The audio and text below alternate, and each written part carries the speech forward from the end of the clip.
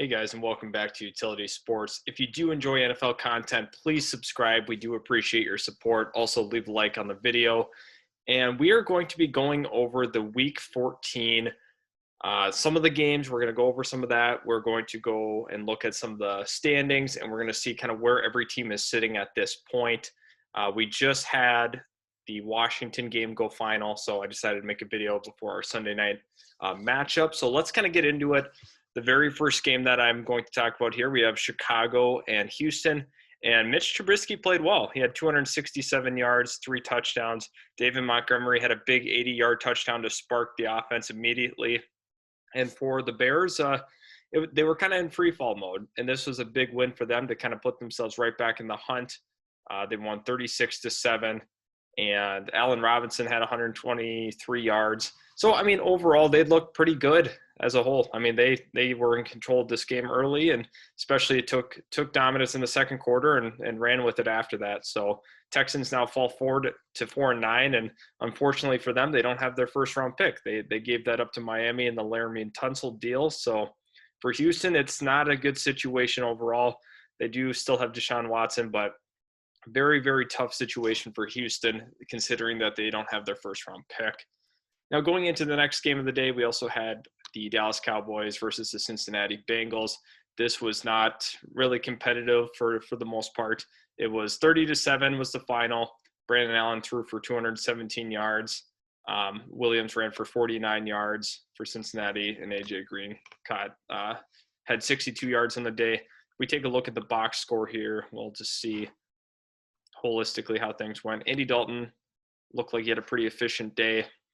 Ezekiel Elliott had 48 yards, so not a great day. But I mean, no wide receiver had an insane day, but Dallas did enough to get the victory. And that's going to push them down the draft board or down the draft order. So that's going to be kind of interesting. But the real thing is that there's the implications with the NFC East standings. Hopefully my scores will load back up for me here. We can also talk now about the Tennessee and Jacksonville game. Tennessee was dominant all game long. Derrick Henry basically sat the whole fourth quarter. He very well could have ran for 300 yards in this game. They didn't want to risk injury, understandably so. They're in the heart of a playoff position. They had to make sure he was fresh. Definitely could have had 300 in this game. I kid you not. He was running all over the Jaguars defense. They didn't have an answer for him. Jacksonville, once again, they are tanking for the number 2 pick because it's not likely that they get the number 1 pick. But so yeah, not a good day overall for Jacksonville. Here's one of the bigger games in terms of playoff positioning. We have Washington getting the victory over San Francisco. This is a big game for Washington. Obviously, Washington needs to keep winning because now they are the division leader for the NFC East. We will get to the other games that had some implications. Obviously, Dallas had one, but they are still not right there yet. But big game for Washington. They keep proving that they are a persistent football team, and they just keep finding ways to win. It's been really impressive, especially that defense this year. I'm really impressed with Washington holistically. San Francisco, Nick Mullins was the quarterback, had to throw it 45 times. Still, they were not able to get the victory. Unfortunate. San Francisco probably will be looking for a quarterback. It's going to be kind of interesting to see how this all plays out in San Fran. Let's take a look at some of the other games. For the Kansas City Chiefs and Miami Dolphins, this was a huge game for Miami. If they could have won this game, that would have put them in a really good position in the division. Very well could have won the division. Unfortunately, the Chiefs took them down. Ended up being a close game after Miami kind of went off in the fourth quarter. Made it a close game. Mahomes threw 2 picks in a quarter, which is very, very unusual. But Miami's a good football team. Let's not sleep on them, as a whole. Kansas City's, obviously you could argue the best team in football. So 33-27 was the results of this game. Now we have, another playoff implications. We actually had 2 playoff implications for this. Arizona, they are now 7-6 after the victory. This pushes Minnesota out of the playoffs, puts Arizona back into the playoffs as a wild card. And the New York Giants now fall to second in their division.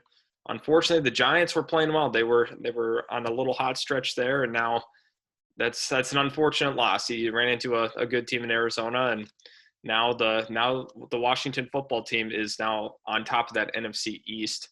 And talking about more playoff implications, we had the Vikings and we had the Buccaneers. The Buccaneers, they were in pretty good control for the most part in this game.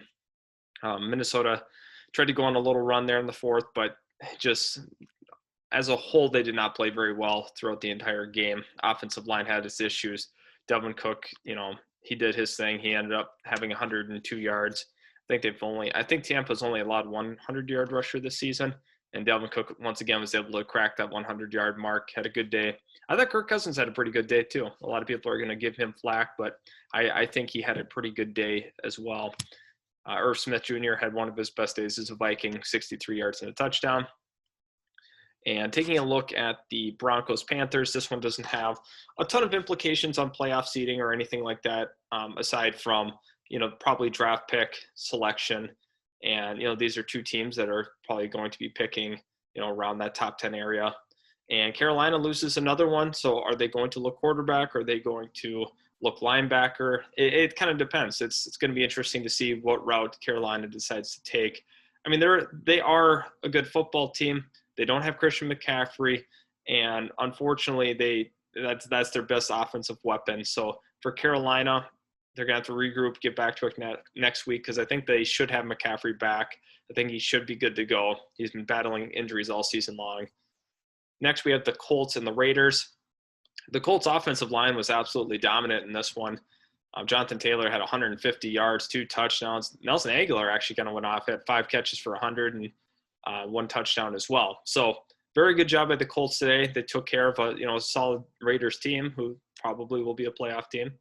And I mean, the Colts once again showing that they are a good team in this AFC South. You could argue them or Tennessee are the best team in the AFC South, and it's a close race for that division. Let's put it that way. So Colts look good once again. Their defense, once again looked okay. But this is a good Colts football team. Let's not sleep on them. They're really good in the trenches. Now looking at a game that really, once again, just for the Seahawks seeding purposes, they won 40-0. 40-3. The Jets, once again, we know they're going to end up with Trevor Lawrence. They will go 0-16. That is almost a guarantee.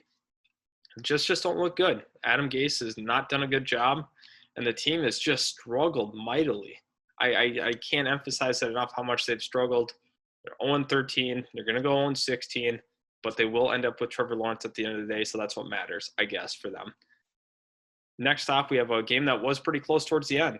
Really unfortunate injury with Matthew Stafford. He ended up getting crunched by Kenny Clark near the goal line. He ended up picking up the first down. Kind of went into an awkward little fall position, got crunched by Kenny Clark, and the Packers end up going to they are 10-3 now. So great game by the Packers, and Aaron Rodgers threw for almost 300 yards, 3 touchdowns. Devontae Adams is proving he's a top 5 wide receiver in the NFL. I mean, he's been phenomenal. You could argue he has been the best wide receiver this year. You can argue. I'm not saying he is. You can make that argument. He's been phenomenal.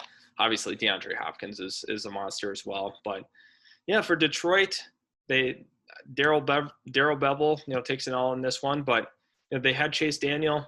They just couldn't get it going towards the end there. I think if Stafford would have played, it would have been a little more interesting down the stretch. But Mason Crosby had a huge field goal in this game. The Packers end up winning this one by 7. So Green Bay, 10-3 now. And now this is kind of a shocker here. We have Philadelphia, who's been not playing very well over the last couple of weeks, or just quite frankly the entire season.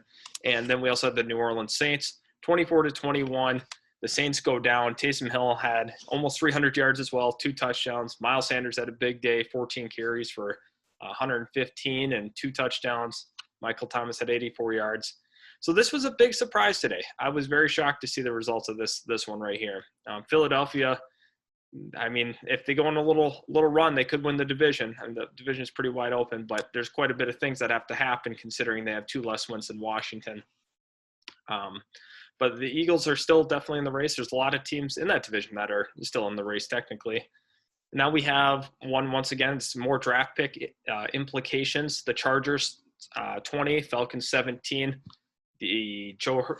Justin Herbert, had 243 yards, 2 touchdowns. Ridley had 8 catches for 124 yards and a touchdown.